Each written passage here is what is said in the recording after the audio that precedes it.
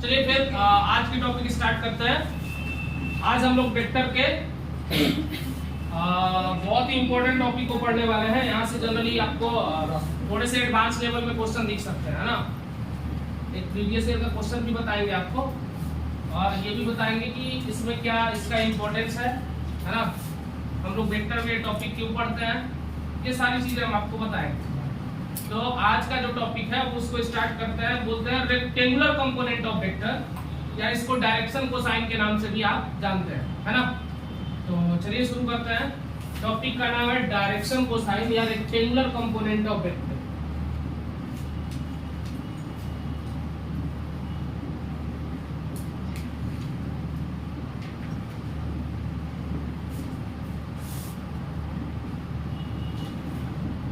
Rectangular component of vector, इसी को मैंने बोला कि इसको और क्या बोलते हैं, डायरेक्शन कोसाइन।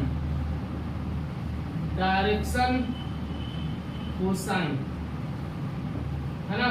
इसको डायरेक्शन कोसाइन भी बोला जाता है। इसको समझने के लिए आपको फिर से 3 डायमेंशनल कोऑर्डिनेट सिस्टम को समझना पड़ेगा, है ना। क्लियर है। 3 डायमेंशनल कोऑर्डिनेट सिस्टम आपको पता है, इधर x होता है, इसको लिखते हैं आई कैप, मतलब ये डायरेक्शन बता रहा है x के लॉन्ग। क्लियर है। इधर होता है y का मतलब है j कैप, इधर डायरेक्शन बताता है j के लॉन्ग। क्लियर है। इधर जो है वो है z एक्सिस, मतलब k कैप। क्लियर है भाई। तीनों एक्सिस एक दूसरे के क्या है, परपेंडिकुलर है।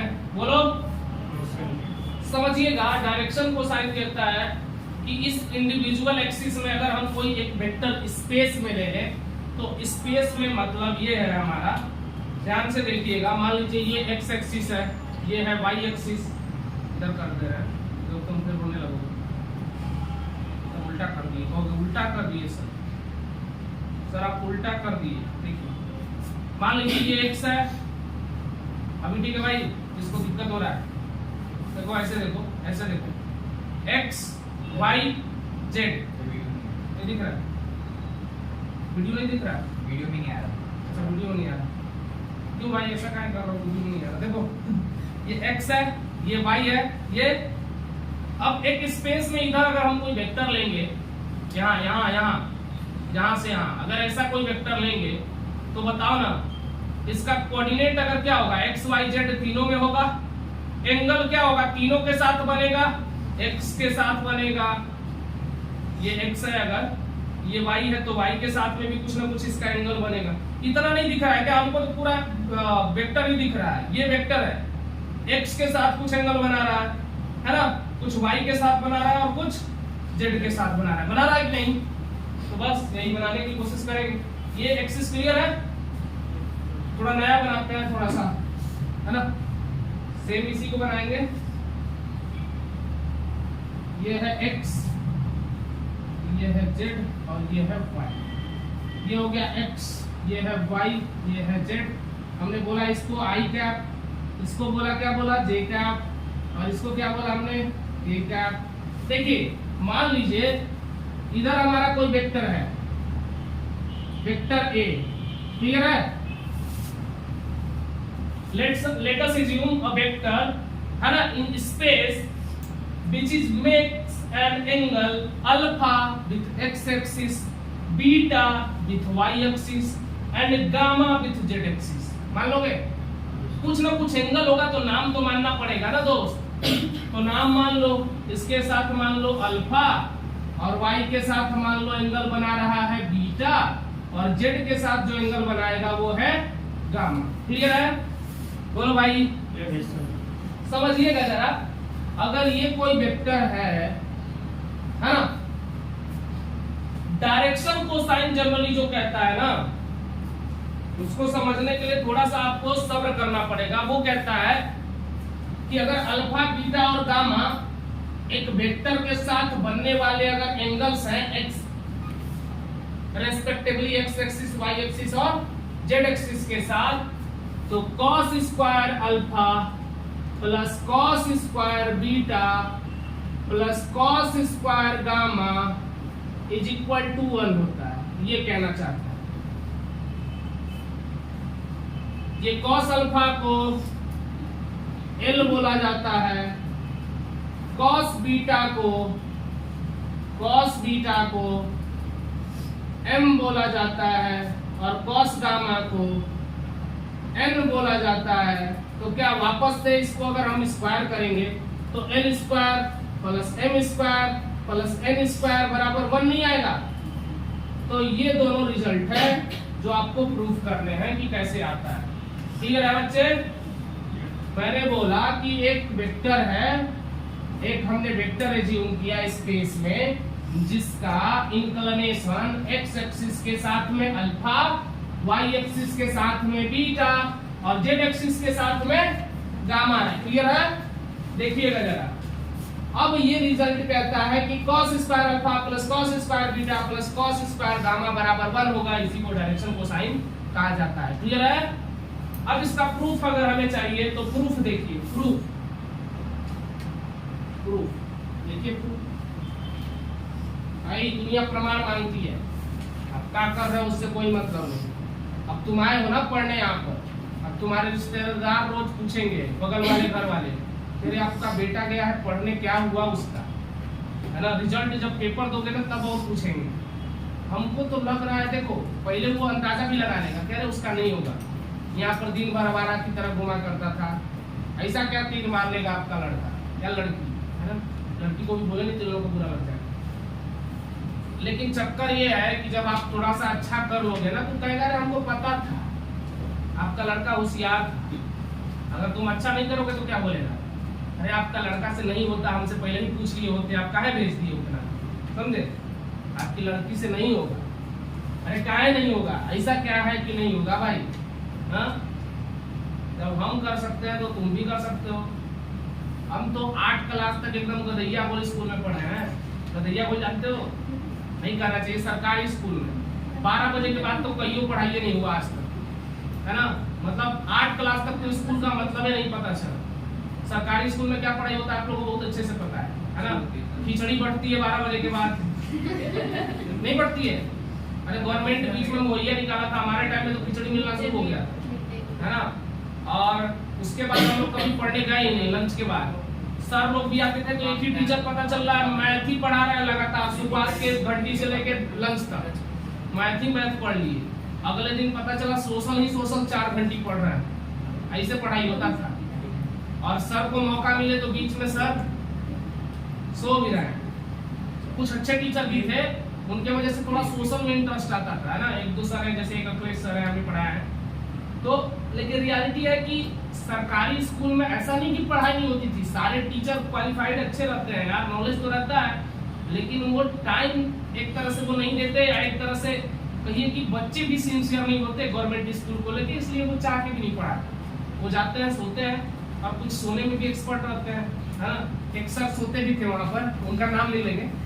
रियलिटी ये है कि इसका आपसे क्या संपर्क है, मतलब जो मैं बताना चाह रहा हूँ आपसे ये कंसर्न है कि देखो कोई भी दुनिया का कोई भी ड्रीम करो, जैसे तुम नीट या जेई के लिए प्रिपेयर कर रहे हो तो नीट और जेई को भी इंडिया का हार्ड एग्जाम माना जाता है। यूपीएससी के बाद नीट और जेई है जो मतलब इंडिया का सबसे हार्ड एग्जाम है ना। तो अगर इसको तैयारी करने के लिए तुम बिना सोचे समझे कूद गए हो तो ये तुम्हारा गलती है ना। जब पानी में जाते हो ना तो पहले पानी की गहराई मापा जाता है कि पानी कितना गहरा है, तब उसमें कूदा जाता है। अब तुम जब कूद गए हो तो अब गहराई भी माप लो और तैयारी भी बढ़िया से कर लो, है ना। ये न रहे कि अब तुमको दिक्कत हो जाए आगे चल के कि हमने सोचा नहीं, हमने सीधे छलांग लगा दी। तो तुम कुछ सोच के ही आए होगे, तो अब ये सोचो कि तुम ही से होगा। किससे होगा? तुम ही से होगा। समझ रहे हो कि नहीं? हमको कोई एम नहीं था। सच्चाई यही है कि हमको आईआईटी में भी कोई इंटरेस्ट नहीं था। रियलिटी यही है कि 10th देते ना, हम 10th देने के बाद आईआईटी का पहली बार मन में आया। एक सेमिनार में एक लड़के को देखे, है ना। 10th क्लास के बाद हम एक सेमिनार में गलती से चले गए, हमारा किस्मत खराब था। ये तो आज एयरफोर्स में होते, है ना। एयरफोर्स का एग्जाम भी क्वालिफाइड किए हैं, है ना। लेकिन सच्चाई यही है कि उस सेमिनार में गए और मन में था कि खाली 12th दिए हैं, ग्रेजुएशन तो करना ही था। 12th अभी देने वाले थे, 11th भी हम तैयारी कर चुके थे। 11th लास्ट तक हमारे मन में आया आईआईटी। हम क्या किए कि एक सेमिनार में गए, देख रहे हैं कि एक लड़का आईआईटी बॉम्बे का, है ना, हमारे जिला से थोड़ा दूर एक सेमिनार था, वहीं गए थे हम। IIT बॉम्बे का लड़का है, वो कह रहा है कि हम लोग के कॉलेज में भाई मेहनत करके कॉलेज तो पा लिए हैं, लेकिन उसमें स्वर्ग है। स्वर्ग तो यार हम सुने थे आसमान में है, ऊपर है, मरने के बाद मिलता ही, कह रहा है जिनके स्वर्ग में जाएंगे, है ना। बताया कि हम लोग, हाँ मतलब बताया, बहुत कुछ बताया यार। उसका कुछ बात जैसे हाईलाइट हमको लगा, बोला कि बड़ा बड़ा स्विमिंग पूल है, हम लोग नहाते हैं, थिएटर है बड़ा सा, उसमें मूवी देखते हैं, है ना, सारा गेम खेलते हैं, और लड़के लड़की एक बेंच पर बैठते हैं। पहले तो हमारे लिए यही अच्छी बात है। उसके बाद इसने बोला कि वहाँ के लड़के लड़की माइंड नहीं करते, तुम किसी से भी दोस्ती कर सकते हो, है ना। हम बोले यार ये तो गजब गजब दुनिया का बात बतिया रहा है, हम कहाँ बिहार के लड़के ठहरे, समझ रहे हो। तो कुल मिला के हमारे अंदर इंटरेस्ट अब जग रहा था धीरे धीरे, यार हम भी कमाल कर सकते हैं, है ना। और रियलिटी यही है कि उसकी बातें सुन के हमारे मन में पहली बार IIT का सपना है कि IIT कॉलेज में ये सब होता है। बता रहा था रैगिंग लड़कियां करती हैं, हम बोले कि बड़ा मजा आएगा यार, हाँ। और सच बताए ये सब बात सुन के हमको इंटरेस्ट आया। ये भी बता दिया गलती से कि हमारे यहाँ सेलिब्रिटी IIT बॉम्बे भाई देख ही रहे हो, सारे हीरो हीरोइन मुंबई में ही लगते हैं। उस समय हमको फिल्मों का बहुत शौक था, सुनील शेट्टी और अजय देवगन के हम दीवाने हुआ करते थे उस टाइम में, है ना। उनकी मूवी चलती थी उस टाइम में, देख ही रहते थे। कितना भाई मूवी उस समय आया था, सुनील शेट्टी का देख रहे थे हम। तो हमको लगा यार हीरो हीरोइन को भी देखा होगा, तो हम सबसे पहले हम ही आँख खड़ा किए सेमिनार में, उतने लोगों ने बोले कि क्या आप हीरो हीरोइन देखे हो मतलब मुंबई में। तो कहा रहे भाई हमारे यहाँ कोई भी फंक्शन होता है तो कोई ना कोई हीरो हीरोइन आता है। अभी लेटेस्ट में दीपिका पादुकोण आई थी, हम बोले यार अभी तू नया नया बनी थी हीरोइन। तो हम बोले कि क्या तुम कैटरीना कैफ को भी देखे हो, हम पूछे उससे, तो बोला हाँ भाई कैटरीना भी आई थी एक बार, है ना। हम बोले अरे यार, और कैटरीना कैफ भाई हमारा क्रश था, हम देखे थे खाली फोटो में, हम कहा यार बड़ी सुंदर लड़की है। और रियलिटी बता रहा है कि उसके बाद से हमारा ना IIT देने का मन एकदम हो गया। इसलिए नहीं कि IIT में जाके पढ़ना था, रियलिटी बता रहा है IIT में जाने का मकसद यही था कि हम पहले हीरो हीरोइन देखेंगे, स्पेशली कैटरीना कैफ को। वो IIT बॉम्बे में ही अब तो जाना है। तैयारी शुरू किए, साल भर के बाद पेपर दिए, मेंस तो किसी तरह हो गया। एडवांस में मैं आपको बताया हूँ कि एडवांस भी किसी तरह कटअप के पास पहुंचे थे, कटअप क्लियर नहीं हुआ था। पहले अटेम्प्ट में मेरा एडवांस नहीं हुआ था, फिजिक्स में इतना नंबर ले आया था। हमारा फिजिक्स आज जो आपको पढ़ा रहा है ना, इसके पीछे बहुत गहराई है। इस फिजिक्स में हमारा -7 नंबर IIT एडवांस में आया। अब हमारा दिमाग खराब, अब हम कहें कि यार अब तो देख रहे हैं कि गड़बड़ हो जाएगा। अगले बार फिर प्रिपेयर किए, और प्रिपेयर किए तो भगवान की कृपा से इस बार सब ठीक हो रहा था, लेकिन लास्ट टाइम बीमार हो गए। फिर भी एडवांस करा हुआ, लेकिन इस बार क्वालिफाइड थे, है ना। मेंस में भी बढ़िया रैंक आया, है ना। तो कुल मिला के मैंने बीटेक तो करना था, लास्ट टाइम में IIT तो नहीं मिल रहा था, लेकिन ये था कि अब मुझे लेना था कॉलेज, है ना। तो मैंने लिया, लेकिन मैं आपको बता दूं कि IIT जाने के बाद या बीटेक करने के बाद मुझे ना IIT की बात नहीं थी।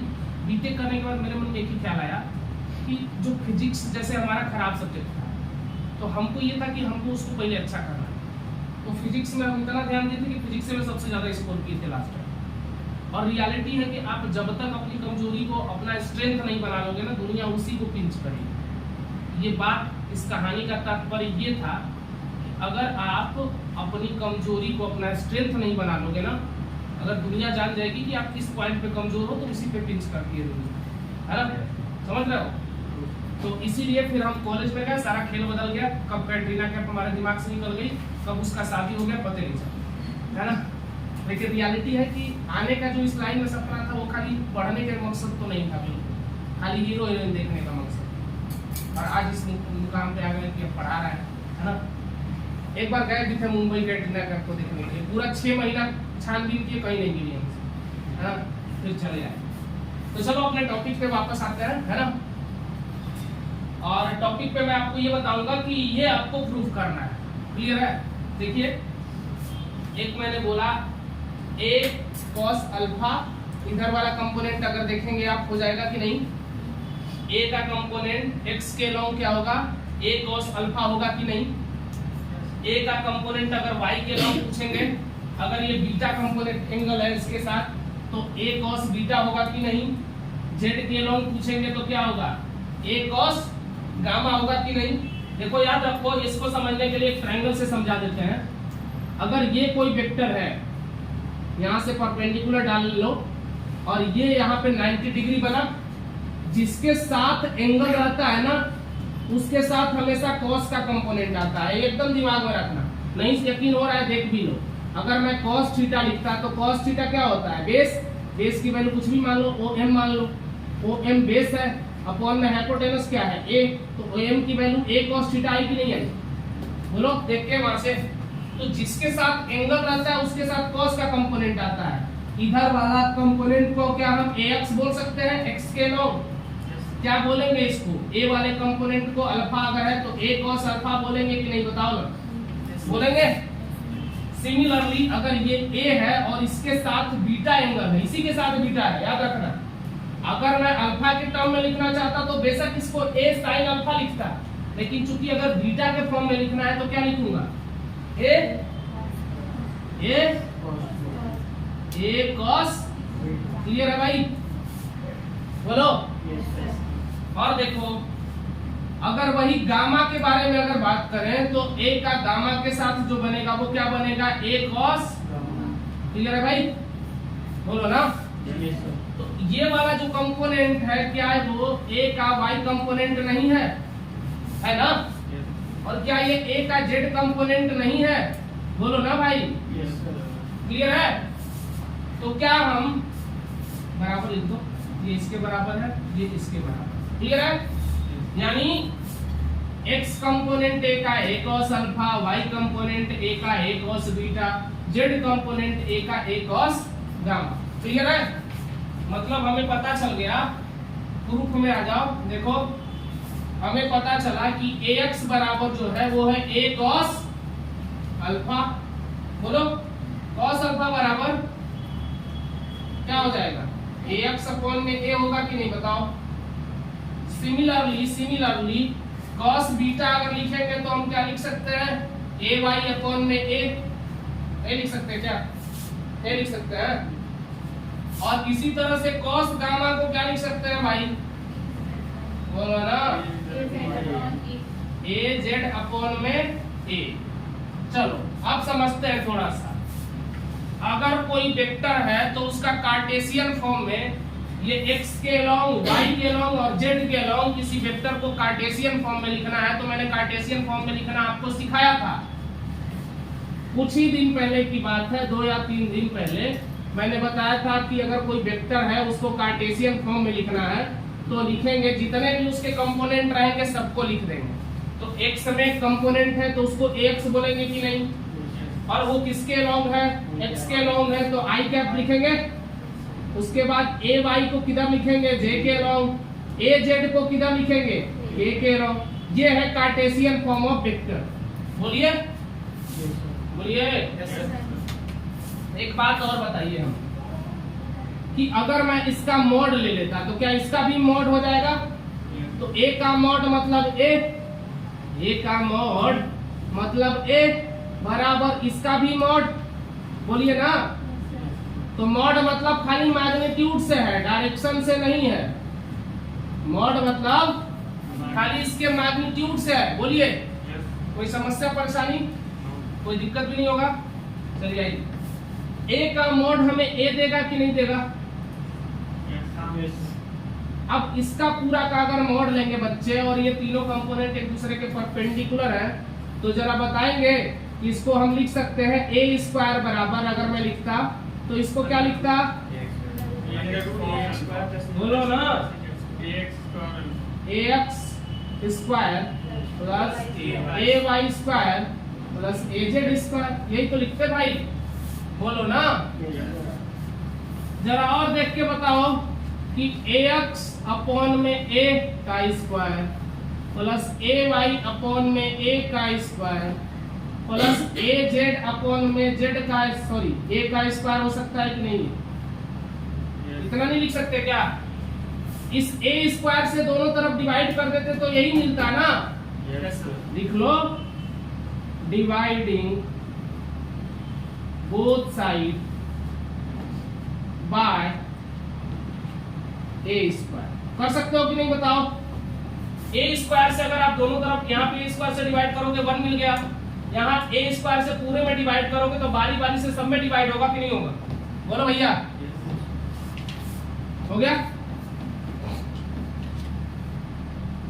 तो आपको जो रिजल्ट यहाँ से मिला, अब देख के जरा बताओ ना, वो वाला रिजल्ट जरा देख के बताओ कि ax अपॉन a को हम क्या लिख सकते हैं, ay अपॉन a को क्या लिख सकते हैं, और az अपॉन a को क्या लिख सकते हैं, चलो रखो ना, यानी cos square alpha plus cos square beta plus cos square gamma is equal to 1 आया कि नहीं आया, आया ना।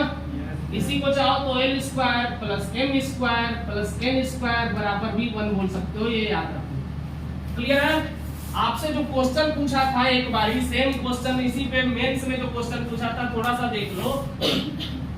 एक बार क्वेश्चन जो आया था वो था कि अगर इतना होता है तो बता दो हमें कि जैसे डायरेक्शन कोसाइन हो गया तो इसका साइन बताना था कि sine square alpha plus sine square beta plus sine square gamma कितना होगा, ये बताना था क्वेश्चन में। ऑप्शन भी कुछ दिया हुआ था 1 -1 2 -2 तो ऐसा कुछ ऑप्शन था, है ना। तो आप देखो साइन स्क्वायर अल्फा को हम क्या लिख सकते हैं, 1 माइनस कॉस स्क्वायर अल्फा लिख सकते हैं, कॉस साइन स्क्वायर बीटा को क्या लिख सकते हैं, 1 minus cos square beta plus sine square gamma को क्या लिख सकते हैं, cos स्क्वायर गामा। अरे यार सही तो है। देखो जरा 1 + 1 + 1 3 हो गया, cos को सारे उधर भेज दो और इसको इधर ला दो, तो 3 - 1 बराबर क्या हो जाएगा, cos square alpha plus cos square beta plus cos square, यही होगा ना। अरे सिंपल, मैं इसको ऐसे नहीं लिख रहा था, देखो पता चले कि तुम लोग कुछ और ही समझ रहे हो। 2 आएगा आंसर कि नहीं मुश्किल से, ये वाला मिटा दूं थोड़ा देर समझाने के लिए, हो गया। देखो मैं इसको पूरा क्वेश्चन समझा देता हूं। क्वेश्चन में था sine square alpha plus sine square beta plus sine square gamma का वैल्यू आपको निकालना था। आपको cos square alpha plus cos square beta plus cos square gamma पता है 1 होता है, तो यहां से अगर मैं साइन के फॉर्म में लिखता तो 1 माइनस साइन स्क्वायर अल्फा हो जाता, 1 माइनस cos स्क्वायर अल्फा हो जाता, सॉरी साइन स्क्वायर बीटा हो जाता plus 1 minus sine square gamma हो जाता कि नहीं हो जाता, बराबर 1 1 + 1 + 1 कितना हुआ 3 1 को इधर लाओ और बाकी सबको उधर भेज दो, तो 3 - 1 बराबर क्या लिखोगे, sine square alpha plus sine square beta. देखो मैं साइन लिखा बोल रहा हूँ, लिखा cos रहा है क्योंकि तुम ऐसे देख रही हो ना, हमको हम कंफ्यूज हो गया है ना। साइन स्क्वायर गामा रिजल्ट कितना आ जाएगा 2। क्लियर है, बोलो। चलिए बच्चे हो गया, मतलब cos square alpha plus cos square beta plus cos square gamma बराबर 1 होता है, इसी को हम कहते हैं डायरेक्शन कोसाइन। क्लियर है बच्चे, बोलो आया समझ। तुम इतना स्लो ही बोलती हो, खाना खा के आई हो, नाश्ता करके। चलो तुम लोग के लिए कैंटीन खुलवाना पड़ेगा यहाँ पर, मिटा दे बच्चे, बोलिए। चलिए अब देखिएगा, आगे चलते हैं थोड़ा सा। नहीं सर, एक मिनट। नहीं सर, अरे तुम तो लिखो, लिख ली, दिखा दो, जल्दी करिए। हाँ? क्या बोल रहे हो तुम लोग, समझ में नहीं आया।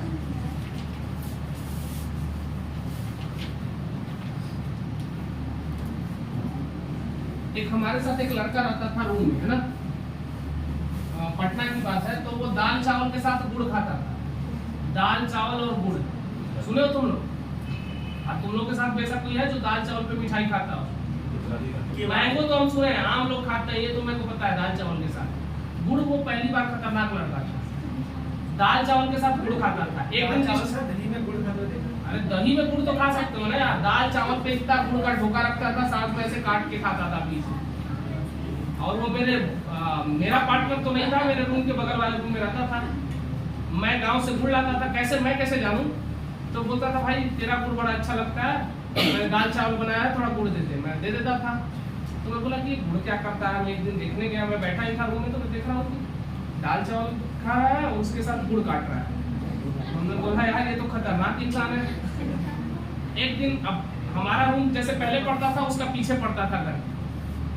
अब तो तब हो गई, एक दिन मैं दौड़ा जा रहा है, बोला भाई तेरे पास गुड़ है? मैं बोला नहीं यार आज तो खत्म हो गया मेरा गुड़, कल ही रात में खत्म हो गया। हमने गुड़ घी के साथ खा लिया है ना, गुड़ घी और रोटी खा लिया हमने, क्योंकि सब्जी नहीं बनाई थी हम। तो बोलता है कि यार आज तो खत्म हो गया यार, नहीं मिल रहा है। नीचे गया तो नीचे समझ लो कि दुकान पे उसको गुड़ नहीं मिला। तो पता है क्या लेके आया? दाल चावल। तो उस दिन उसने वो छोटा किस्मी का टॉफी नहीं आता है, तो 3-4 वो लाया, दाल चावल और टॉफी खाया। मैं बोला भाई हद है मतलब ऐसे ऐसे बच्चे होते हैं। चलो आगे चले। आप लोग भी ऐसा कुछ खाते होंगे, कुछ अजीब तरीके की चौक खाने की आदत होगी, किसी की मिट्टी खाने की आदत होगी, दिया है ना। चलिए अब अगला जो बच्चे रूल है ध्यान से देखिएगा, इसमें सावधानी आपको बरतना पड़ेगा ना, कंसंट्रेशन जरूरी है। तो एक आता है ना, इसमें भी क्वेश्चन कई बार पूछा जाता है साइन और कोसाइन रूल। तो देखो साइन या कोसाइन रूल, ये क्या है थोड़ा सा देरी के लिए बस समझ लीजिए, शॉर्ट में समझाएंगे, ज्यादा टाइम नहीं लेंगे। साइन और कोसाइन रूल। साइन रूल ये कहता है कि अगर आपके पास कोई, जैसे वेक्टर ए हो गया, इधर हो गया वेक्टर बी, इधर हो गया वेक्टर सी, है ना, तीनों एक ही सेम मैनर में है। ऐसे तो वेक्टर को लिखने का तरीका है कि अगर आपको रिजल्टेंट निकालना है तो 2 को सेम में लिखो, तीसरे को अपोजिट मैनर में लिखो, तब रिजल्टेंट निकालते हैं। फिलहाल तीनों सेम में है। और ए और बी के बीच का जो एंगल है, सॉरी ये वाला जो एंगल है उसको मान लीजिए ए, बी के ठीक सामने, मतलब कि ए के ठीक सामने है तो यहाँ पे वाला एंगल को मान लीजिए स्मॉल बी, और सी के ठीक सामने वाला इस वाले को मान लीजिए स्मॉल सी। क्लियर है? मतलब ए और बी के बीच का एंगल सी है, ए और सी के बीच का बी, और सी और बी के बीच का ए। क्लियर है? तो कुल मिला के जो साइन रूल कहता है, पहले हम लोग पढ़ने वाले हैं साइन रूल। साइन रूल, तो साइन रूल बच्चे कहता है कि ए अपॉन में sine A is equal to B upon में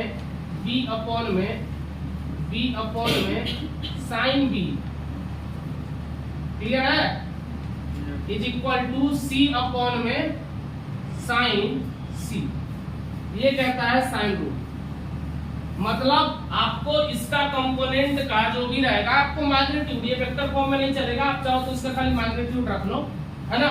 आपको अगर 3 वेक्टर इस फॉर्म में दिए हुए हैं और आपको कभी भी किसी एक का साइड निकालना है तो आप इससे निकाल सकते हो। ये साइड निकालने के लिए किया जाता है, ये हर तरह के ट्रायंगल पे एप्लीकेबल है ना, ये किसी भी तरह के ट्रायंगल पे एप्लीकेबल है। क्लियर है? थोड़ा सा इसका समझने की कोशिश करते हैं कि इस फॉर्मूले को लिखा कैसे गया होगा, क्योंकि बिना जाने अगर हम लिखेंगे तो आपको याद नहीं रहेगा लॉन्ग टाइम तक। तो इस वेक्टर को लिखने के लिए, मतलब इस फॉर्मूले को लिखने के लिए, आगे इसी से आप पढ़ेंगे चल के, है ना। आप जब जाएंगे न्यूटन्स लॉ ऑफ मोशन में तो इसका यूज आएगा, समझेंगे। देखिए ये वेक्टर दिख रहा है आपको, सब एक ही मैनर में है, पॉलीगन रूल लगा दीजिए। Vector A plus vector B plus vector C का सम कितना होगा बच्चे? वो 0 होगा कि नहीं, क्योंकि सेम मैनर में है, तीनों का सम 0। अरे नहीं होगा क्या? रिजल्टेंट कुछ है नहीं है ना, सब एक ही मैनर में है, तो पॉलीगन लॉ से जोड़ देंगे सबको। जोड़ देंगे ना, किससे जोड़ेंगे? पॉलीगन लॉ से। क्लियर है? यानी a प्लस बी प्लस सी को हमने कर दिया 0। लो a प्लस बी प्लस सी को कर दिया हमने 0। क्लियर है? अब दोनों तरफ आप एक काम करो, a से क्रॉस कर लो, वेक्टर a से क्रॉस कर लो, लो कर लो, क्रॉस प्रोडक्ट ले लो वेक्टर a से, है ना, ले लोगे ना। 0 से लोगे कोई फर्क नहीं पड़ेगा, इधर पड़ेगा। a से a का लोगे, डिस्ट्रीब्यूटिव लॉ समझाए थे। देखो क्रॉस प्रोडक्ट और डॉट प्रोडक्ट में थोड़ा सा एक बार फिर याद करवा दे रहे हैं, है ना। डॉट प्रोडक्ट स्केलर प्रोडक्ट भी कहते हैं, और ये होता है क्रॉस प्रोडक्ट। थोड़ा अगर प्रॉपर्टी रह गई हो इसलिए समझा रहा है। पहली प्रॉपर्टी होती है कम्यूटेटिव लॉ। कौन सी? तो ये ओबे करता है किसको? कम्यूटेटिव लॉ को। कम्यूटेटिव लॉ को। कम्यूटेटिव लॉ क्या है? जैसे A डॉट बी बराबर होना चाहिए B डॉट ए के, ये कम्यूटेटिव लॉ है, लेकिन ये फॉलो नहीं करता है। इट डू नॉट फॉलो, लिख लो, do not follow commutative law. ये कम्यूटेटिव लॉ को फॉलो नहीं करता है। क्यों नहीं करता? क्योंकि मैंने बताया था कि A क्रॉस B जो होता है वो B क्रॉस A के बराबर हो ही नहीं सकता, माइनस B क्रॉस A के बराबर होता है ना? तो ये पहला बात, कम्यूटेटिव को फॉलो नहीं करता। ये डिस्ट्रीब्यूटिव लॉ को फॉलो करता है और ये भी डिस्ट्रीब्यूटिव लॉ को फॉलो करता है। क्लियर है? ये देखिए, ये जो हो गया दूसरा जो है, ये डिस्ट्रीब्यूटिव लॉ को फॉलो करता है। ध्यान से देखिए, डिस्ट्रीब्यूटिव लॉ, डिस्ट्रीब्यूटिव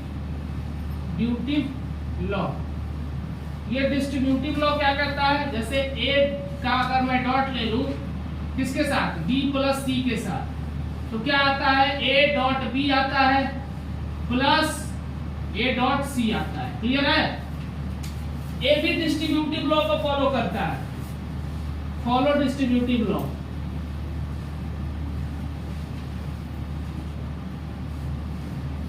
देखिए डिस्ट्रीब्यूटिव लॉ इसके लिए क्या हो जाएगा? जैसे A का अगर क्रॉस लूं B प्लस C के साथ, तो रिजल्ट आएगा A cross B plus A cross C। तो यही मैं बताने की कोशिश कर रहा हूं कि ये डिस्ट्रीब्यूटिव लॉ को फॉलो करेगा। यही वाली प्रॉपर्टी बताने की कोशिश कर रहा हूं। समझ आया? चलिए, क्योंकि अगर देखिए आपको पहले से नहीं पता है तो बताना जरूरी है। A का A के साथ क्रॉस लेंगे, क्या आएगा? A क्रॉस A आएगा। आपको एक बात और याद होगा, सेम वेक्टर का क्रॉस प्रोडक्ट मैंने कल बताया था 0 होता है, नोट करके बताया। अब देखिए A क्रॉस B हो जाएगा अगला वाला, इसके आगे वाला क्या हो जाएगा? A क्रॉस, क्लियर है, बराबर 0। तो ये भी क्या आ जाएगा? A क्रॉस A क्या आएगा? सेम वेक्टर का क्रॉस प्रोडक्ट 0 होता है, बताया था। कैसे?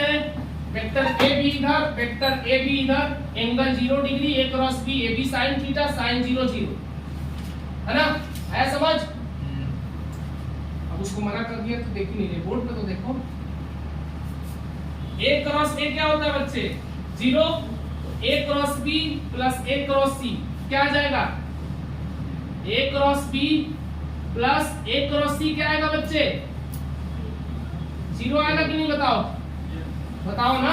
Yes sir. आप खुद बताओ, A क्रॉस B और A क्रॉस C क्या आएगा? अब ये लिखना क्यों चाह रहे थे, अब पता चलेगा। नॉन वेक्टर, नॉन वेक्टर है, नॉन वेक्टर ये नहीं लिख रहे थे, थोड़ी देर में पता चलेगा। जैसे अब मैं चाहूं तो A क्रॉस B को इधर, इसको इधर लिखूंगा, है ना? कैसे लिखूंगा देखो, पर मैं मिटा दे रहा हूँ, इस लाइन को थोड़ा ऊपर ले आ रहा हूँ ताकि आपको पूरा क्लियर दिखे, है ना? इस लाइन को ऊपर ले आइए। क्या मैं A क्रॉस B को अब लिख सकता हूं minus of A cross C? बराबर किस साइड लाऊंगा तो माइनस आएगा ना? हमें खाली इसके मैग्नीट्यूड से मतलब है, लो मैग्नीट्यूड ले लिया तो अब निगेटिव तो अपने आप गायब हो जाएगा। A क्रॉस B बराबर बताओ क्या होता है? AB sin theta. थीटा किसके बीच का एंगल होता है? A और B के बीच का। A और B के बीच का एंगल बताओ। C। गधे राजा होगा तुम लोग। A का डायरेक्शन इधर है और इसका डायरेक्शन ये है, तो ये C है, तो ये 180 डिग्री माइनस C जो होगा वो असली एंगल होगा। मैंने बोला था कि टेल से टेल मिला होना चाहिए दो वेक्टर के डायरेक्शन बताने के लिए। ये टेल से टेल मिला है तो इसके हेड से इसका टेल मिला है, तो टेल से टेल मिलाने के लिए इस वेक्टर को आगे बढ़ाओगे तो ये वाला एंगल होगा ना, तो ये होगा 180 डिग्री माइनस C। उसी तरह A क्रॉस C बराबर क्या होगा? AC साइन, बताओ A और C के बीच का एंगल, A और C के बीच का एंगल बताओ 180 डिग्री माइनस, बोलो सही है? लिख दो 180 डिग्री माइनस C। क्लियर है? B होगा ना, लो B लिख दिया। अच्छा क्या तुमने बता दिया। तो 180 डिग्री माइनस थीटा क्या होता है? Sine 180 degree minus theta sine theta ही होता है, क्योंकि सेकंड क्वाड्रेंट में भी साइन पॉजिटिव होता है। तो कुल मिला के आएगा AB sin C बराबर AC साइन बी आएगा क्या? कुछ कटने वाला है, ए से ए कैंसिल हो जाएगा, बोलो ना भाई। तो क्या हम b अपॉन में साइन b बराबर c अपॉन में साइन c नहीं लिख सकते हैं क्या? लिख सकते हैं, Yes, sir. बोलो। तो पहला तो आ गया। अब इस बारी एक बारी देखो, a से क्रॉस किए थे, इस बार b से क्रॉस कर दो, अगली बार c से क्रॉस कर देना, सबका सब आ जाएगा। आ जाएगा कि नहीं? नहीं आएगा तो देख लो, अगला भी देख लो। ये हटा दूं, बोलो ये रिजल्ट हटाऊं ना? देखना, अगला भी लिख रहा हूं। इस बारी क्या करो, vector a plus vector b plus vector c में किसका क्रॉस कर लो? b से क्रॉस कर लो, b से ही क्रॉस कर लो, शुरू में ही कर लो, b क्रॉस c करो जरा। देखो ये क्या हो जाएगा, b क्रॉस a हो जाएगा कि नहीं? Yes. ये क्या हो जाएगा, b क्रॉस b हो जाएगा कि नहीं? Yes. और प्लस b क्रॉस c हो जाएगा कि नहीं? बराबर 0। ये तो ऑटोमेटिक 0 हो गया। अब b क्रॉस a को क्या तुम लिख सकते हो, mod of b cross c, negative लगा दो और आगे मॉड लगा दो, बोलो। इसको वापस से बताओ क्या लिख सकते हो, ba साइन ab के बीच का एंगल, ab के बीच का एंगल 180 डिग्री माइनस c, है ना? 180 डिग्री माइनस c। इसका बताओ bc साइन b और c के बीच का एंगल, b और c के बीच का angle 180 degree minus a। Clear है? रख दो 180 डिग्री माइनस a। क्लियर है? ये क्या आएगा, ba साइन c बराबर bc साइन a। बोलो बच्चे, b से b जिसका तुम क्रॉस लोगे याद करना, वही कैंसिल होगा या वही गायब होगा। तो यहां से क्या आ जाएगा, a अपॉन में साइन a बराबर बोलो ना, c अपॉन में साइन c आ रहा है क्या? पहले वाला में इतना आया था, c अपॉन में साइन c b अपॉन में साइन b के बराबर है। यहाँ पर c अपॉन में साइन c a अपॉन में साइन a के बराबर है। तो दोनों से देख के हमको पता चल रहा है कि नहीं, a अपॉन में साइन a बराबर b अपॉन में साइन b बराबर c अपॉन में साइन c होगा, बोलो। ये फाइनल रिजल्ट आया कि नहीं समझ? Yes. कैसे आया है? तो ऐसे आया, बोलो भाई आया? थोड़ा देख लो, जल्दी करो, 2 मिनट में। काटा पीटी हम ज्यादा कर देते हैं, नहीं? तुम लोग भी परेशान हो। एक चीज पूछो यार, 2 चीज पूछो। समझो माइनस साइन है ना, a मल्टीप्लाई बाय c, हाँ? a वेक्टर c हाँ। तो माइनस नहीं आएगा नीचे, कहाँ माइनस आएगा? जैसे कि b vector multiply by c। हाँ, तो BC साइन और B और C के बीच का एंगल रहेगा, B और C के बीच का एंगल रहेगा। ये पर b और c माइनस में था ना, ऊपर इसका कहाँ माइनस में है यार? माइनस ये जो लगा इसको पूछ रहा हूँ, मैग्नीट्यूड ले लिया, मॉड ले लिया, सब खत्म कर दिया। ये सब जो वेक्टर का फॉर्म था ना, सब खत्म कर दिया, खाली मैग्नीट्यूड। अब ये सब तो भूल जाओ, है ना? समझ गए? बोलो Yes. आगे चले। चलिए साइन रूल हो गया, कोसाइन रूल भी जल्दी देख लीजिए, वो भी रिजल्ट देख लीजिए।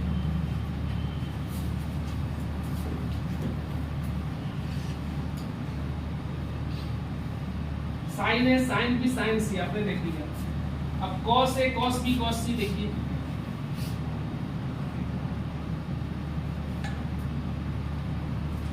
समझ गया ना? बोलो। Yes. ये रिजल्ट याद रखिए। देखिए इस पे एक क्वेश्चन बता रहे हैं आपको, जल्दी से देखिए। जैसे आपके पास कोई ट्रायंगल, कुछ ऐसा ट्रायंगल है, ऐसा ट्रायंगल ये है 30 डिग्री, है ना? ये साइड है PQ, ये वाला साइड है 2, है ना? ये वाला साइड है 2।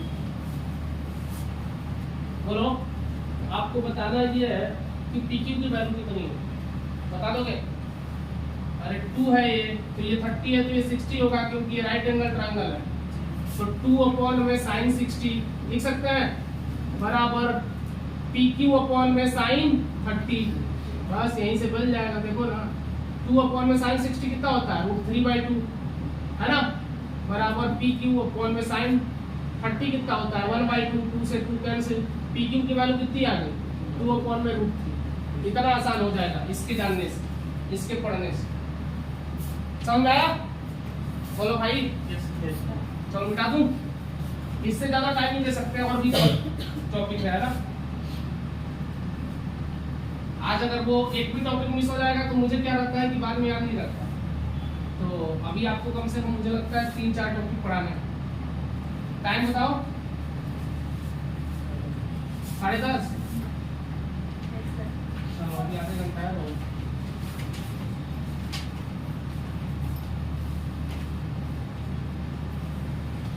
तुम लोगों में से कोई सिंगर है, गाना वाना गाता है? अंकित भाई, अंकित कहिया सुनाओगे गाना?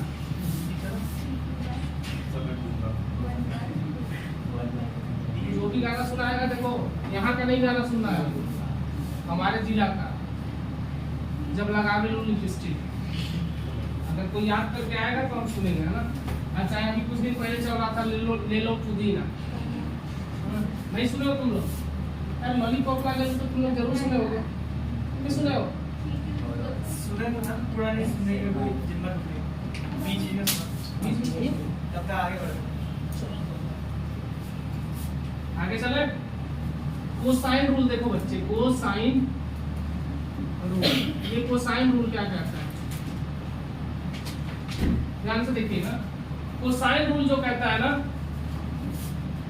हमारे पास फिर से वही वेक्टर है, मान लो वेक्टर ए, इस बार इसको छोटा मान लीजिए, ये साइड है, एक साइड ये है, एक साइड और ये इसको सी मान लीजिए। ध्यान से देखिए, इसको आपने ए मान लिया, इसको बी मान लिया, साइड को सी मान लिया। साइड समझिएगा, ट्रायंगल के साइड से इस बार भी दिखा रहा है, लेकिन चक्कर यह है कि इस बार इस वाले को हम बड़े साइड एंगल से दिखाएंगे। ये ए है, क्योंकि पहले वाले साइन रूल से जनरली हम साइड निकालने की कोशिश करते हैं और कोसाइन रूल से हम एंगल निकालने की कोशिश करते हैं। तो जिसको भी हमने निकालना है उसको मैंने बड़े में मान लिया है। मान लीजिए इस बार हमने इसको ए मान लिया, इस वाले को हम इस बार बी मान लेंगे और इस वाले को सी मान लेंगे। क्लियर है?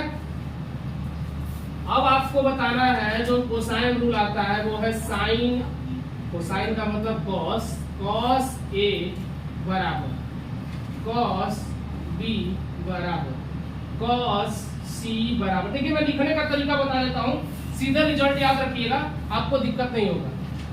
थोड़ा सा ध्यान से देखिएगा। अभी सब लोग कॉपी किताब बंद कर दे और यहाँ पे कंसंट्रेशन दिखाएंगे। जैसे कॉस ए कह रहा हूँ, ए ये हो गया, ए किससे गिरा है, सी और बी से गिरा है, तो आप क्या करिए, सी स्क्वायर प्लस बी स्क्वायर कर दीजिए। कर देंगे? जिससे गिरा रहेगा उसका स्क्वायर करके जोड़ दीजिएगा, जोड़ दीजिए, और जो सामने वाली साइड रहेगी उसको घटा दीजिए। आसान था। और नीचे 2 टाइम्स जिससे गिरा था उसको लिख दीजिए, यानी b इंटू सी। आसान है लिखना। मैंने बोला कि जिससे गिरा है उसका स्क्वायर करके जोड़ दीजिए, और जो सामने वाली साइड है, जो सामने वाली साइड है उसको स्क्वायर करके घटा दीजिए, और नीचे में जिससे गिरा है उससे मल्टीप्लाई करके 2 टाइम्स करके डिवाइड कर दीजिए। हमने देखिए क्या करा, सी और बी से गिरा है, स्क्वायर करके जोड़ दिया और माइनस ए स्क्वायर कर दिया सामने वाली साइड, फिर 2 टाइम्स बीसी कर दिया। क्लियर है? इसी को देख के जरा सा ये वाला बताइए, तो cos बी वाला आप लोग बताएंगे। cos बी को इधर देखिए, देखिए देखिए किससे गिरा है, क्या लिखूं, चलिए लिख दिया, माइनस और सी ए होगा कि क्या होगा, सी बी होगा, ए सी या सी ए। क्लियर है? सीख गए मतलब आप। cos सी वाला बता दीजिए। सी वाला मतलब ये किससे गिरा है, a square plus minus upon 2a। अरे आप लोग तो सीख गए। तो ये होता है कोसाइन रूल। क्लियर है? अब ये भी देखोगे कि कैसे आता है। चलो ये भी बता दें।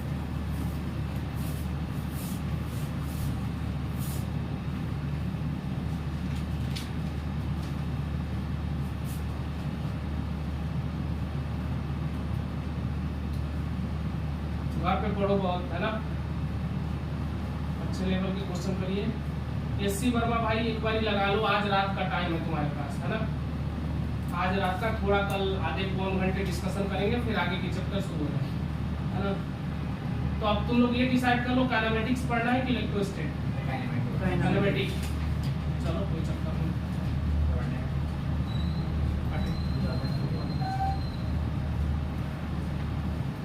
इसमें तुम्हारा घाटा है, हमारा कुछ नहीं जाता। जो आपको सही लग रहा है वो कराओ। नहीं कोई चक्कर नहीं है, वैसे आप अभी काइनेमेटिक्स ही पढ़ लो, जैसा आप बोल रहे हो वैसा कोई चक्कर नहीं भी नहीं। काइनेमेटिक्स ही आपको पढ़ा देते हैं पहले, फिर जब तक थोड़ा सोच भी लोगे। 12th का चैप्टर हम पैरेलल लेके चलना चाह रहे हैं ना, बिठा दूं इसको।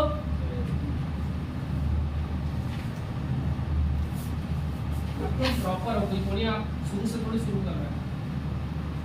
मिटा दूं ना, मिटाना नहीं है, थोड़ा देख लीजिए कैसे आता है। तो सेम पॉलीगन लॉ इसमें भी लगा दीजिए। क्या हम vector a plus vector b plus vector c बराबर 0 लिख सकते हैं? क्या लिख सकते हैं? चलिए लिख सकते हैं, तो c को बाहर भेजिए। a प्लस b को क्या लिख सकते हैं? माइनस ऑफ c लिख सकते हैं। इस बार भी दोनों तरफ मॉड लीजिए, लीजिए और मॉड लेके दोनों तरफ स्क्वायर कर दीजिए। कर सकते हैं? करिए, कर सकते हैं। तो कैप का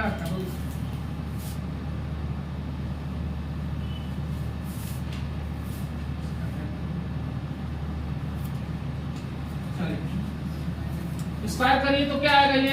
ये आएगा a स्क्वायर, वेक्टर का स्क्वायर क्या आता है? Plus b square plus 2ab। अरे वेक्टर नहीं है, लेकिन पहले तो वेक्टर करोगे तब ना मॉड लोगे उसका, नहीं लोगे? तो वेक्टर क्या हो जाएगा? 2ab cos theta. a और b के बीच का एंगल बताओ, a और b के बीच का एंगल क्या है? 180 अभी भी कौन तो c कह रहा है? 180 डिग्री माइनस सी। यहाँ पे देखो बदल जाएगा, वहां खेला नहीं बदल रहा था, यहाँ बदल जाएगा। हुआ? बोलो। अब स्क्वायर की हो तो रूट हट गया होगा, इधर कितना आएगा? बोलो। सी का आएगा कि नहीं आएगा? आएगा तो देखो फिर, देखिए ध्यान से। ये कितना आ जाएगा? a square plus b square. लेकिन साइड याद रखिएगा, a प्लस b नहीं है, हमने बड़ा बड़ा लिख दिया है, ये छोटा वाला है, है ना? बोलिए, है ना? हमने बड़ा लिख दिया इसको, लेकिन है ये छोटा, ये छोटू है, छोटू सा।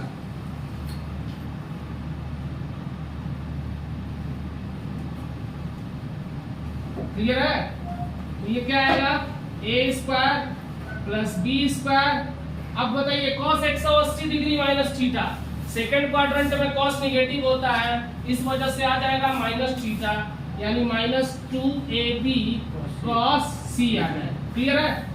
क्योंकि 180 degree minus theta minus sine c हो जाएगा, माइनस आगे आ गया, नहीं समझ आया? अरे भाई cos 180 डिग्री माइनस जो थीटा होता है वो होता है माइनस cos थीटा। तो यहाँ पे c था तो c आ गया, माइनस आगे आ गया। क्लियर है? बोलिए। अब देखिए यहाँ आ गया c स्क्वायर, जरा देखिए ना, 2ab को इधर भेजिए। तो cos c बराबर सीधे देख के बताइए कि a square plus b square minus c square upon में 2ab आ रहा है कि नहीं आ रहा है? देख के बताइए। आ रहा है ना? एक लाइन में खा गया, मेरे को भूख लगा था। बोलो विशाखा। अरे 2abc को 2 माइनस 2abc का अगर cos c को इधर भेजूंगा तो प्लस हो जाएगा, c स्क्वायर को इधर ला दिया, a square plus b square minus c square upon में 2ab हो जाएगा cos c बराबर। बोलो आया कि नहीं? नहीं आया cos c बराबर, ये रिजल्ट नहीं आया। तो सिमिलरली इस बार क्या करना? b को आगे निकाल देना। तो b को आगे निकालोगे, जिसको आगे निकालोगे उसी का रिजल्ट आएगा, b का रिजल्ट आ जाएगा। समझे? सिमिलरली तुम इसी मेथड से देखो, अगर तुम लिखोगे a प्लस सी बराबर b माइनस b, तो मॉड ले लो दोनों तरफ, क्या आ जाएगा? a square plus b square, square कर दो, sorry a square plus c square plus 2ac cos theta. a और c के बीच का एंगल, a और c के बीच का एंगल, इसको मत बढ़ाओ ना, इसको बढ़ाओ, कितना हो जाएगा? 180 माइनस। क्लियर है? बोलिए कितना होगा? 180 माइनस b होगा, क्या होगा? 180 माइनस b, 180 डिग्री माइनस लीजिए 180 डिग्री माइनस बी हो जाएगा, है ना, बराबर बी स्क्वायर। रिजल्ट क्या आएगा यहाँ से, a square plus c square minus b square upon 2ac बराबर कॉस बी। क्लियर है? क्योंकि कॉस बी इसलिए आएगा क्योंकि यहाँ पे माइनस आ जाएगा ना, कॉस 180 डिग्री माइनस बी क्या हो जाएगा, माइनस कॉस बी हो जाएगा। बोलिए, आ जाएगा ना? और तोड़ के दिखाएं। सिमिलरली ये आ गया तो इसी तरह cos a बराबर भी आ जाएगा, cos a बराबर भी आ जाएगा। कितना आएगा, c square plus b square minus a square upon में 2cb, यही आएगा या 2bc। बोलिए, क्लियर है? चलिए, तो ये था कोसाइन रूल। क्लियर हो गया ना? अब नहीं भूलोगे ना, प्रैक्टिस कर लेना घर पे जाके, तब नहीं भूलोगे, अभी तो भूल ही जाओगे। आसान था? इससे आपको एंगल निकाल सकते हो आप, है ना, साइड दिया रहेगा तो एंगल निकाल लो। ऐसा कोई ट्रायंगल है मान लो, क्या करें, चल ही नहीं रहा सा, कितना इंक पिलाए इसको।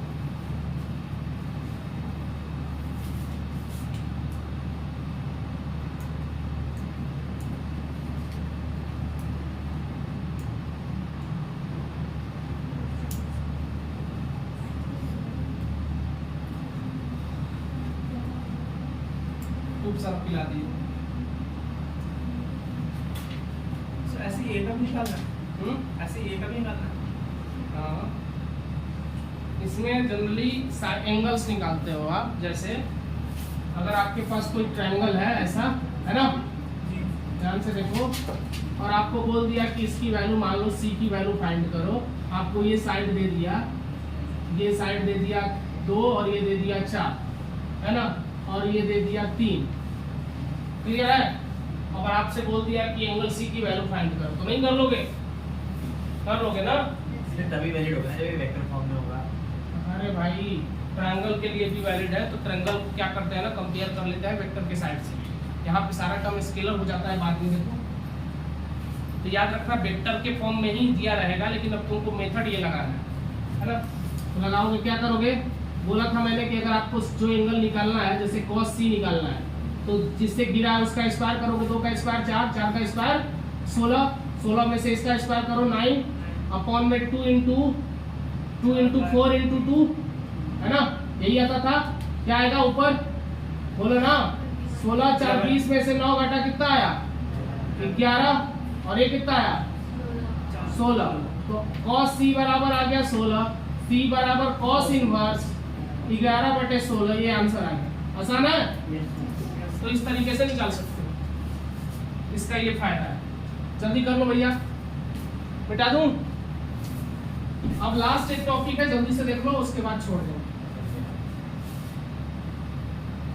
ये जो टॉपिक है ना, इससे कई बार आपसे पूछे जाते हैं क्वेश्चन, वॉल्यूम ऑफ पैरेललोपाइड, है ना, वॉल्यूम ऑफ पैरेललोपाइड, इससे आपको क्वेश्चन पूछे जाते हैं। पता नहीं और लोग क्या क्या कहते हैं, हम तो यही कहते हैं। समझा देते हैं कैसे करते हैं। जैसे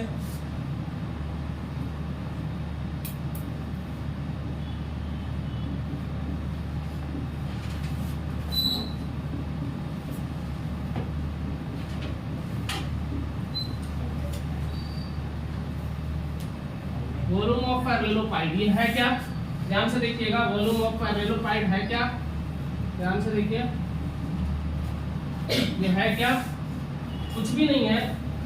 जैसे भी किसी भी चीज का आप वॉल्यूम निकालते हो, जैसे देखो पैरेललोपाइड होता क्या है, इसको समझने के लिए मैं आपको बताऊंगा। जैसे सिंपल अगर आप कोई सा डायग्राम बनाते हो, जैसे क्यूबॉइड आपने देखा है, देखा होगा ना कभी गलती से, है ना।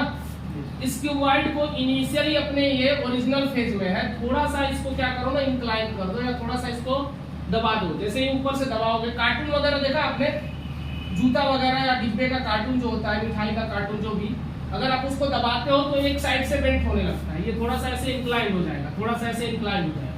मतलब सेम अगर ऐसा है तो ये थोड़ा सा इंक्लाइन हो जाएगा, ऐसे कुछ ऐसे थोड़ा सा दब जाएगा। अगर ये इसका रेफरेंस है तो इससे थोड़ा दब जाएगा, समझ गए। तो उसी फिगर को पैरेललोपाइड कहा जाता है। क्लियर है, समझ रहे हो कि नहीं? बताता हूं। हाँ हाँ बोलो। मैंने नहीं देता, क्लास ले रहा हूँ, बाद में करता हूँ, है ना? ओके, बाद में करता हूँ। हो गया बच्चे? तो ये जो स्ट्रक्चर है वो पैरेललोपाइड है। थोड़ा सा मैंने इसको ज्यादा ही वो कर दिया, जैसे कि ये रेफरेंस में इधर रहेगा और ये जो साइड है ये थोड़ा सा बेंट हो जाएगी। क्लियर समझ में आ रहा है जो मैं कहना चाह रहा हूँ? तो पहले 3D स्ट्रक्चर में मैं इसको समझाऊंगा। अगर किसी भी चीज का वॉल्यूम आप निकालते हो, जैसे मान लो ये वाली साइड A है, ये B, तो आप क्या करते हो? बेस के एरिया से और इसके हाइट से मल्टीप्लाई करते हो तो वॉल्यूम निकल जाती है कि नहीं? बोलो ना। अगर ये लेंथ है, ये ब्रेथ है इसका, और ये इसका हाइट है, तो आप कैसे निकालते हो वॉल्यूम? वॉल्यूम कैसे निकालते हो? एरिया निकालते हो, बेस एरिया है ना, बेस एरिया पर 5 minute into height, base area into height. Clear है? देखो, तो बेस एरिया जब आप निकालते हो तो पैरेललोपाइड में समझना। पैरेललोपाइड में मैं समझा देता हूँ इसी को थोड़ा सा कोऑर्डिनेट एक्सिस के थ्रू। जैसे मान लो ये हमारा x है, ये हमारा थोड़ा y है।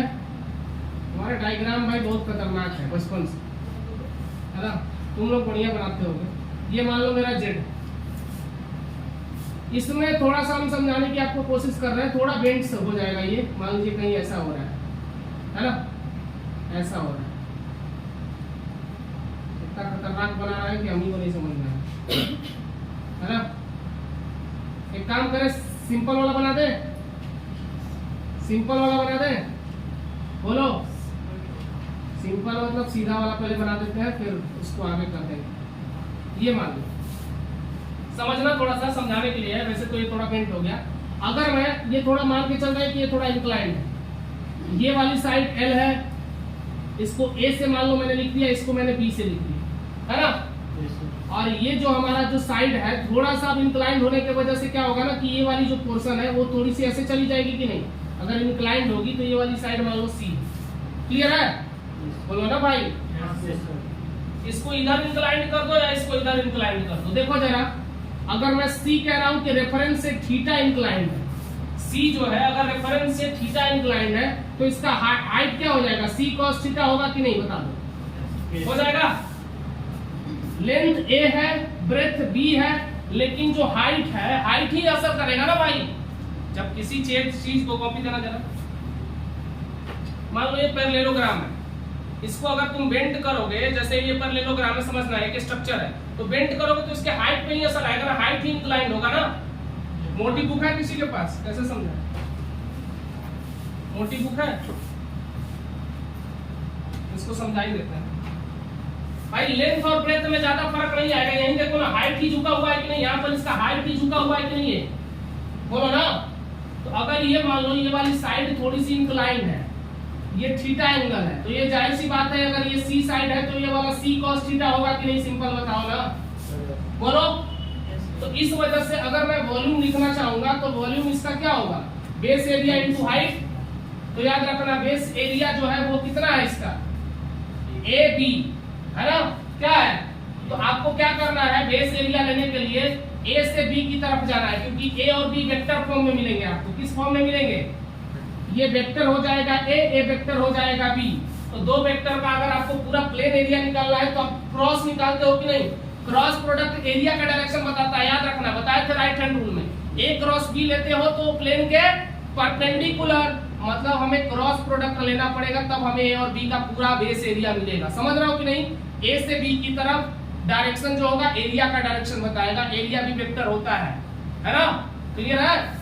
तो फिलहाल जो आएगा ये यहाँ से बेस एरिया मिल जाएगा हमको। और भाई सिंपल, अगर इसको आप बेंट कर दोगे, ऐसे नहीं समझ में आ रहा है, बेंट करोगे तो क्या पैरेललोग्राम नहीं दिख रहा है नीचे से? बोलो। और पैरेललोग्राम का एरिया मैंने क्या बताया था? A क्रॉस B नहीं बताया था क्या? बताया था। तो इसलिए इसका एरिया कितना आ जाएगा? A क्रॉस B, याद रखना। और साथ में हाइट कितना आएगा? C cos theta. क्लियर है? अब जरा देखो, एक कोई वेक्टर है, ये वेक्टर देता है, वेक्टर के साथ है c cos थीटा। एक वेक्टर कोई मान लो ये मिलके कोई नया वेक्टर d बन गया तो dc cos थीटा आया, और dc cos थीटा को क्या हम d डॉट c नहीं लिख सकते? लिख सकते हैं। तो ये ट्रिपल स्केलर प्रोडक्ट कहलाता है a क्रॉस b और इसके साथ हमें डॉट c। क्लियर है? बोलो। यानी इसको तुम चाहो तो लिख सकते हो आप a क्रॉस b साथ में डॉट c, या इसी को चाहो तो लिख सकते हो a क्रॉस c साथ में डॉट b, ये भी बराबर होगा। और इसी को चाहो तो लिख सकते हो आप, इसी को चाहो तो आप लिख सकते हो क्या, b cross c dot a। ये सब आपस में बराबर होते हैं, ये भी याद रखना नोट करके। और ये वॉल्यूम ऑफ पैरेललोपाइड होता है। याद रखना एक क्वेश्चन यहां से पूछा जाता है कि तीन वेक्टर कोप्लेनर हो सकते हैं कि नहीं, यहीं से क्वेश्चन बनता है। तीन वेक्टर को चेक करने का तरीका याद रखना, इफ दो वेक्टर हमेशा कोप्लेनर होते हैं, याद रखना मैंने ये लाइन लिखवाई हुई है, two vectors are always coplanar but three vectors may और मे नॉट बी कोप्लेनर। बताया है? बोलो। तो तीन वेक्टर कोप्लेनर होंगे यदि three vectors are coplanar if तीन वेक्टर कोप्लेनर होंगे कब? याद रखना a क्रॉस b ले लो वेक्टर का, एक प्लेन में तीन वेक्टर कैसे पता करोगे? तो ये तरीका कहता है कि उनका वॉल्यूम ऑफ पैरेललोपाइड अगर जीरो हुआ तो तीन वेक्टर कोप्लेनर होंगे। मतलब अगर वॉल्यूम ऑफ पैरेललोपाइड क्या हुआ,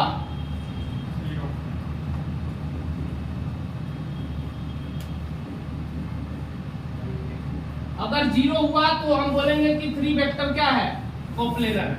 याद रखना मतलब a cross b dot c क्या हो जाएगा, जीरो हो जाएगा। इसी तरह का क्वेश्चन पूछा था, है ना? अगर तुम a क्रॉस b निकाले साथ में डॉट लिया और उसका रिजल्ट जीरो आ गया तो वो होगा कोप्लेनर, और जीरो नहीं आया तो कोप्लेनर नहीं होगा। क्लियर है? और इसको ट्रिपल स्केलर प्रोडक्ट भी कहा जाता है, ट्रिपल स्केलर प्रोडक्ट। क्लियर समझ में आया कि नहीं बताओ? बोलो, अपनी भाषा में समझ में आया कि नहीं? तो लास्ट में b cross c dot c, b cross c के साथ a रख दो ना, मिस्टेक से लिखा गया। ये आपस में सब बराबर होते हैं, यानी इसमें तीनों टर्म्स इन्वॉल्व है, a b और c, ये सब आपस में बराबर होते हैं। इसीलिए इसको ट्रिपल स्केलर प्रोडक्ट भी कहा जाता है। फाइनल स्केलर आ रहा है, देखो ना, इससे वेक्टर आया, वेक्टर के साथ तुमने डॉट ले लिया तो स्केलर आएगा कि नहीं रिजल्ट, है ना? तो ये तरीका है। जैसे मान लो तुम्हारे पास तीन वेक्टर है, वेक्टर a बराबर, जल्दी से देख लो, i cap plus j cap plus 2k cap, vector b बराबर i cap plus j cap plus k cap. Clear है? और वेक्टर c बराबर जो है आपके पास दो वेक्टर है, एक उसके बाद तीसरा वेक्टर है मान लो 2i cap plus j cap plus 3k cap. अब आपको चेक करके ये वॉल्यूम ऑफ पैरेललोपाइड जैसे बताना है, आपको तीनों वेक्टर के लिए वॉल्यूम ऑफ पैरेललोपाइड बताना है। तो आप क्या करोगे, a क्रॉस b निकालोगे, सबसे पहले a क्रॉस b निकालोगे और उसके साथ क्या कर लोगे, c का डॉट ले लोगे। तो a क्रॉस b निकालो जरा, कैसे आएगा? पहले वाले का 1 माइनस 2, माइनस 1 आ रहा है ना? यस। दूसरे वाले का चेक करो, 1 माइनस 2, ये भी माइनस 1 आ रहा है। पहले वाले का माइनस 1 आ रहा है, दूसरे वाले का भी माइनस 1 आ रहा है, तो माइनस यानी कि प्लस हो जाएगा, प्लस j कैप, और प्लस k वाला चेक करके बताओ 0। क्लियर है? यानी a क्रॉस b की वैल्यू आ रही है 0, चेक करना अपने से। साथ में c के साथ डॉट ले लो, c की वैल्यू कितनी है, 2i cap plus j cap plus 3k cap. करो जरा, तो k की वैल्यू है नहीं है, ऑलमोस्ट 0 हो जाएगी, ये हो जाएगा -2 प्लस 1, कितना आया 1, यानी वॉल्यूम ऑफ पैरेललोपाइड कितना आ गया, 1 यूनिट। क्लियर है? बोलो, इस वाले अगर इस तरह के वेक्टर के लिए वॉल्यूम ऑफ पैरेललोपाइड कितना आ गया, 1 यूनिट। क्लियर है? तो ये पूरा तरीका है। मैं कोई भी टॉपिक वेक्टर में इकलौता कोई सा भी टॉपिक नहीं छोड़ा हूँ, सारा का सारा बता दिया। थ्री वेक्टर कोप्लेनर वाला मोस्ट इंपॉर्टेंट है, इसलिए इसको जरूर करना। तीन वेक्टर पूछेगा कि कोप्लेनर है कि नहीं, तो अगर आपका वॉल्यूम ऑफ पैरेललोपाइड 0 आ जाता तो ये तीनों वेक्टर एक ही प्लेन में लाई करते। क्लियर है? बोलो, एक लास्ट देख लो, सब बता दिया, थोड़ा सा समझा दे रहा हूं डायग्राम। देखो, ये वेक्टर है, मैंने इनको प्लेन में रख लिया, तो ये फिलहाल प्लेन में नहीं है, ये कोप्लेनर नहीं है। इस केस में ये तीनों कोप्लेनर है, एक ही प्लेन में लाई कर रहे हैं एक्स वाई में। इधर में भी देखो वाई में तीनों लाई कर रहे हैं, इधर मतलब जेड में लाई कर रहे हैं। क्लियर समझ रहे हो? लेकिन जब एक दूसरे के परपेंडिकुलर है तो कोप्लेनर नहीं। समझ गए ना? देखो जैसे मान लो ए क्रॉस बी इनका लेते तो ऊपर आ रहा है, तो इसके पैरेलल आ जा रहा है, कहां से जीरो होता है? नहीं होता ना। डॉट प्रोडक्ट दो पैरेलल वेक्टर का डॉट प्रोडक्ट जीरो कहां होता है? परपेंडिकुलर का जीरो होता है। समझ गए? तो इस वजह से अगर परपेंडिकुलर रहेंगे तो कोप्लेनर नहीं होगा, ऐसे भी समझ लें। तो आज की कथा ये संपन्न होती है। Thank you so much, good night. Sir vector की सीट आज मिल जाएगी।